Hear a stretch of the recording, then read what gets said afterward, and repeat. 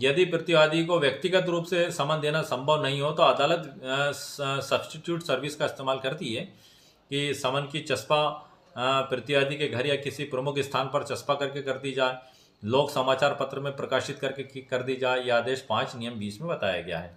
और स्पष्टीकरण भी है सर, इसमें एक उदाहरण दिया हुआ है इसमें। समन की चस्पा, यदि समन प्रतिवादी के घर पर चस्पा कर दिया गया है लेकिन वह उस स्थान पर मौजूद नहीं था और उसे इसकी जानकारी नहीं मिली तो इसे सम्यक तामील नहीं माना जाएगा, भले घर पे चस्पा कर दिया गया हो।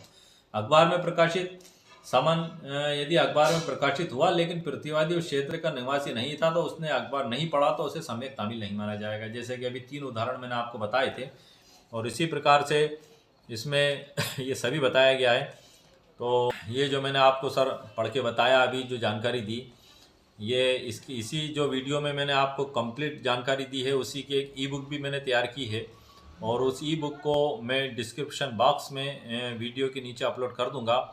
यदि आपको ऐसा लगता है कि जो जानकारी मैंने आपको वीडियो में दी है वो आपको लिखित में भी चाहिए तो वो ई बुक के रूप में मौजूद है। अमेजोन पे इसको मेरे द्वारा अपलोड किया जाता है, आप वहाँ से इसको परचेस कर सकते हैं।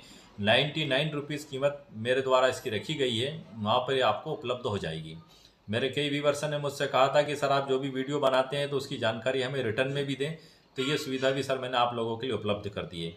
तो इस प्रकार से जो मेरे द्वारा सर आपको जानकारी दी गई आदेश 9 नियम 13 के संबंध में एक बड़ी महत्वपूर्ण जानकारी है।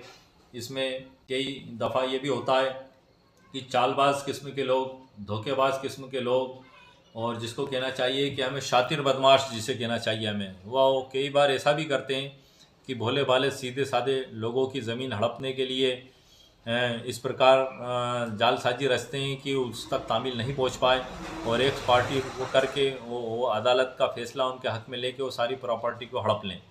तो ऐसी स्थिति में उन सभी हालातों से बचने के लिए आदेश 9 नियम 13 कानून में व्यवस्था की गई है कि हर व्यक्ति के साथ इंसाफ हो, किसी के साथ भी नाइंसाफ़ी ना हो और उसको भी सुना जाए ताकि वो अदालत में उपस्थित होकर उसके हक़ को बता सके।